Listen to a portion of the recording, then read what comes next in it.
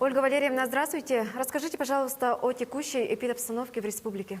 Добрый день, уважаемые жители Республики Саха-Якутия. Оценивая санитарно-эпидемиологическую обстановку в республике, необходимо обратить внимание на то, что за последние сутки госпитализировано 88 человек, что составляет 6,2% от общего количества выявленных случаев на территории республики, которое составляет 1423 случая.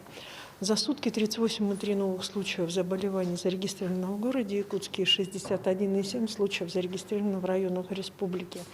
Во всех муниципальных образованиях соответствующая помощь оказывается как сотрудниками медицинских учреждений и соответствующие как лекарственные препараты, так и все необходимые медицинские назначения есть в каждом районе республики.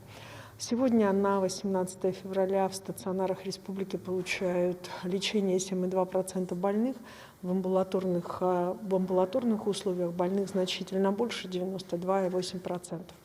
Хочу обратить внимание на амбулаторное лечение наших пациентов. Граждане, те, которые непосредственно находясь на амбулаторном лечении, чувствуют определенного рода все-таки ухудшение состояния здоровья, то соответствующий сигнал для врача, с которым вы работаете, должен быть дан вовремя.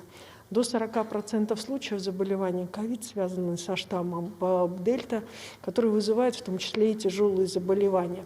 Поэтому на настоящий момент необходимо обратить внимание на то, что в Якутии циркулирует как дельта, так и омикрон.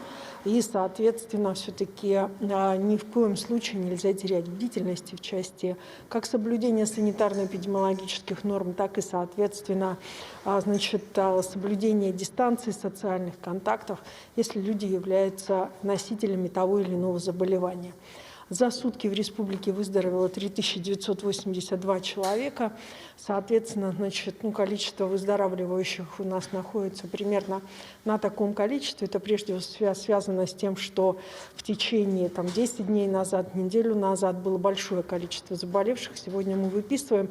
Наши доктора, в общем-то, пожелав здоровья дальнейшего, гражданам говорят, что можете выходить на работу. И, соответственно, уже перестаете быть больными. Первым компонентом в республике привито 590 257 человек, это 82,3% взрослого населения республики. Необходимо обратить внимание на низкие темпы вакцинации в Нерюнгринском, Мегино-Кангаласском, Алданском, Аймиконском районах и в городе Якутске. Здоровья всем! Спасибо за информацию.